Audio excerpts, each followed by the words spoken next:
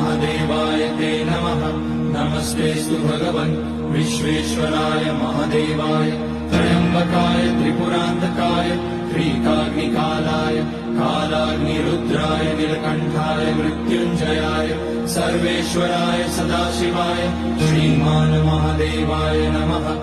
ॐ नमः शम्भवाय च मयोभवाय च नमः शङ्कराय च महेश्वराय च नमः शिवाय च शिवतराय च।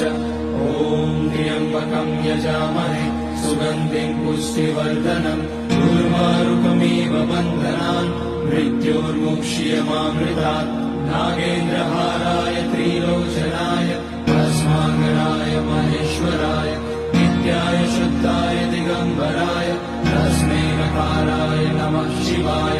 मन्दाकिनी सलिलचन्दन चर्चिताय नन्दीश्वर प्रणतनाथ महेश्वराय